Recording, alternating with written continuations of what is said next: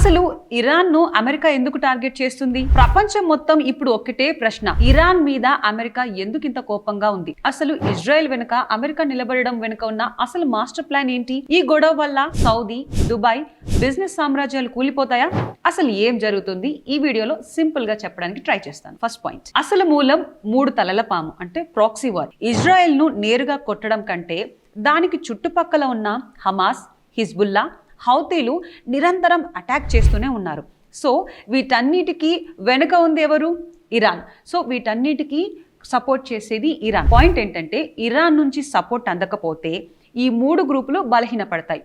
అందుకే పాముని తోక దగ్గర కాదు తల దగ్గర కొట్టాలి అంటారు. అదే ప్లాన్ ని ఇజ్రాయెల్ ఇప్పుడు పాటిస్తుంది. ఇరాన్ మీద ఫోకస్ పెట్టింది. అమెరికా గురించి మాట్లాడుకుందాం. అమెరికా ఎందుకు హెల్ప్ చేస్తుంది?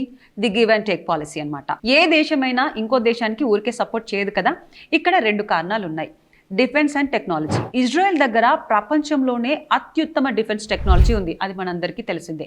ఆ టెక్నాలజీని, వెపన్స్ ని అమెరికా పొందుతుంది. And middle east base. Arab దేశాల్లో అమెరికాకు నమ్మకమైన ఒక మంచి ఫ్రెండ్ ఉన్నాడంటే అది ఇజ్రాయెల్ మాత్రమే. తన పట్టు కోల్పోకుండా ఉండాలంటే అమెరికాకు ఇజ్రాయెల్ సపోర్ట్ చాలా అవసరం. థర్డ్ వన్, సౌదీ, దుబాయ్లపై ఇరాన్ ఎందుకు అటాక్ చేస్తుంది? ఇరాన్ ఒకవేళ సౌదీ అరేబియా లాంటి దేశాల మీద అటాక్ చేస్తే పరిస్థితి ఎలా మారుతుంది? ఇప్పుడు చూద్దాం. సౌదీ, దుబాయ్ని ఇరాన్ అటాక్ చేస్తే, సౌదీ కంట్రీస్ మీద అటాక్ చేస్తే టూరిజం అండ్ బిజినెస్ దెబ్బతింటాయి.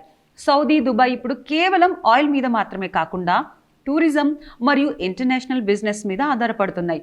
అక్కడ యుద్ధ వాతావరణం ఉంటే ఇన్వెస్టర్లు పారిపోతారు, ఇన్వెస్ట్ చేయడానికి ముందుకు రారు. సో జియో పొలిటికల్ ఇంపాక్ట్ తప్పకుండా ఉంటుంది.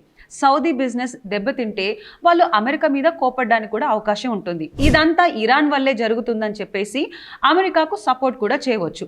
ఇక్కడ ఇరాన్ ప్లాన్ ఫెయిల్ అయ్యే ఛాన్స్ కూడా ఉంది. సౌదీ తన బిజినెస్ కాపాడుకోవడానికి అమెరికా వైపు నిలబడితే ఇరాన్ మరింత ఒంటరి అయిపోతుంది. సో ఇక్కడ జరుగుతుంది కేవలం బోర్డర్ గురించి గొడవ కాదు, ఇది ఒక పెద్ద బిజినెస్ మరియు పవర్ గేమ్. ఇరాన్ వేసే ఎత్తుగడలు సౌదీని అమెరికాకు దూరం చేస్తాయా, లేక ఇరాన్ తన ప్లాన్ లోనే తనే చిక్కుకుపోతుందా? సో మీ అభిప్రాయం ఏంటో కామెంట్ చేసి చెప్పండి.